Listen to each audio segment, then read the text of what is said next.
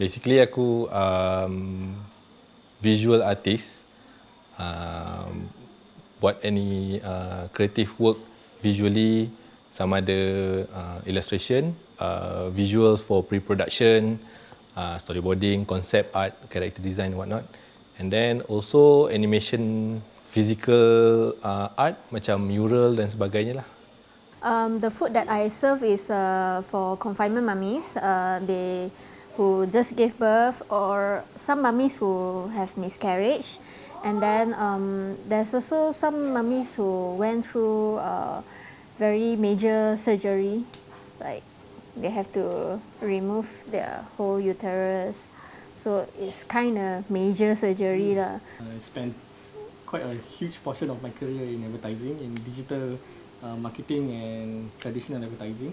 So I think about 3 years ago, I decided to venture on an independent kind of role where I help small businesses and startups, and we're working with a couple of startups, and I realized that one of the most interestingly potential brands were something that my wife was actually working on with the halal confinement. So right now Makmal is actually like our side hustle. The first 14 days, time tu start rasa risau lah. Sebab tak nampak potential ataupun yang dalam pipeline tak sign lagi, tak release lagi kan. So time tu dah start risau-risau sikit. Lepas tu dengar pula cerita, member semua kena laid off lah, semua projek tak dapat, semua memang gelabah lah. But Alhamdulillah lah, after 2 weeks tu, yang pipeline tu semua still jalan, cuma lambat sikit because of this disruption lah. So potential client pun, diorang pun macam mungkin nak reposition themselves ke apa ke, tak tahulah. And then after 2 weeks, dia contact balik, and then we proceed meeting online apa semua. So basically tak ada perubahan apa-apa lah, still maintain lah. About a week or 2 weeks before the Ramadan happened, we kind of decided that we're going to do an e-bazaar. We already have an e-commerce platform. We know that we could design things and take the photography and put things together very fast, and we could form some kind of partnerships with different food sellers.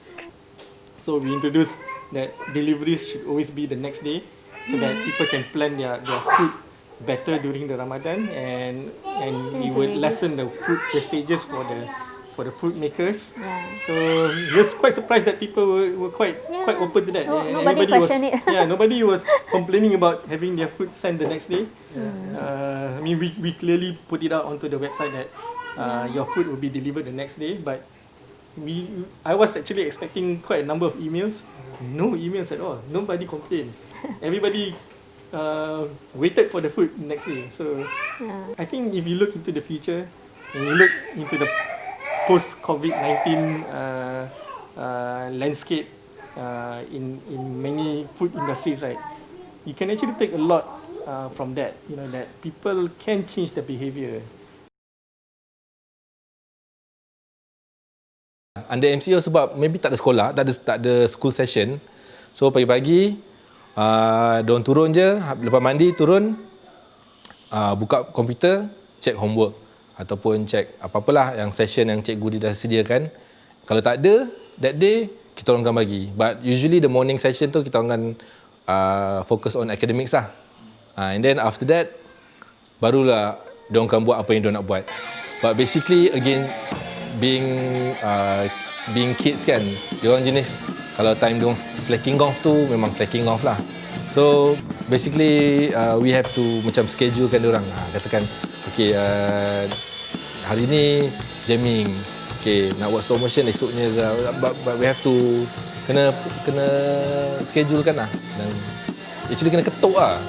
Kalau tidak nanti dia melepek lah, tengok TV kan, tak ada buat apa kan, macam malas nak buat apa. But basically kalau kita dah schedule kan, dia orang at least produktif lah sikit.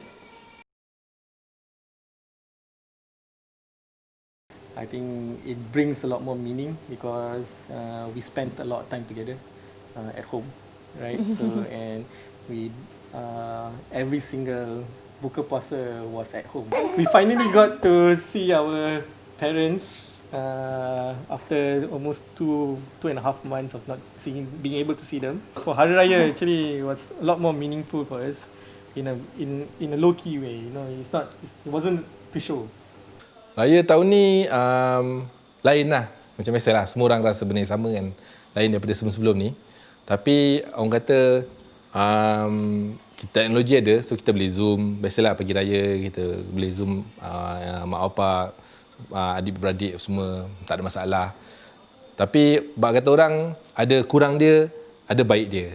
Baik dia, kita tak payah nak go through jam, tak payah nak siapkan 2 beg balik rumah mak, lepas tu the next few days balik rumah pentua, balik sini laundry berlambak, kena pergi dobi semua.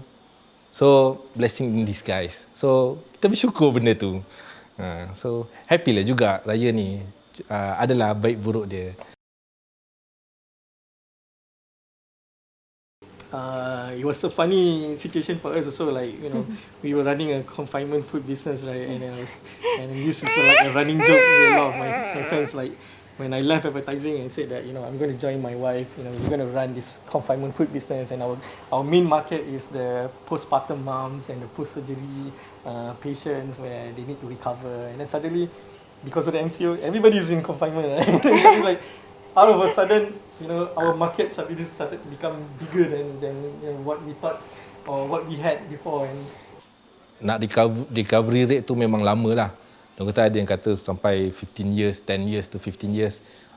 Macam Great Depression dulu kan. Semua macam, we understand that. Tapi Great Depression dengan industri yang macam mana zaman dulu. Zaman sekarang, dengan teknologi yang ada, hopefully kita boleh adapt dan recover rate dia lagi tinggi lah. Dia orang kan foresee government spending akan banyak lah untuk nak insight balik market sekarang kan.